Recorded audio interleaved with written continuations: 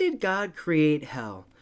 The answer to that is as soon as man fell. Now, we need to understand that there's a difference between hell and the lake of fire. Clearly, we know this because in the book of Revelation it says on that final day, Lucifer, his angels, and all the transgressors of all the ages, and Hades, which is hell, will be cast into the lake of fire, where they will be tormented day and night forever and ever.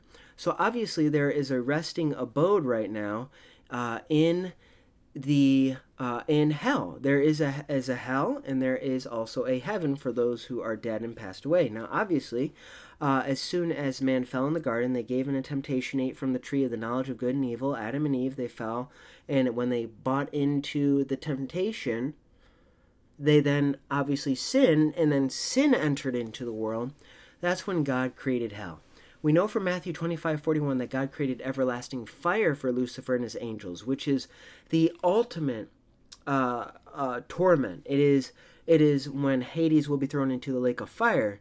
But in the intermediate state, hell, for those who have died, there is a resting place within Sheol. And Sheol is split up into two components. There's hell, which is referred to as Hades in the pit, and there's also heaven, which is referred to as Abraham's bosom and paradise.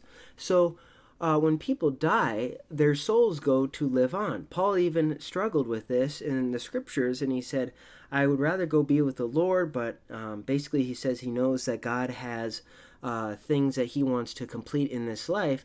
But it was a little bit confusing. How can my soul go and be with God if my body is left here?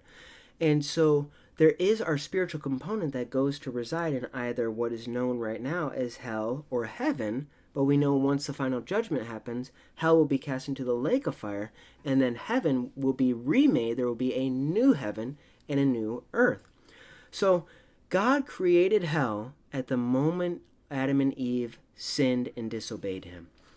Because man was not able to live forever and ever. As soon as they sinned, death and sin entered into the world, and that is where people go who do not believe that Jesus Christ is Lord and Savior and want nothing to do with God and truth. They, as soon as they die, go to reside within hell. But thanks be to God, he doesn't want any to perish. He doesn't want any to go to hell. And he's calling all. May all come to know the one true God by believing that Jesus Christ is Lord and Savior and repenting of their sins.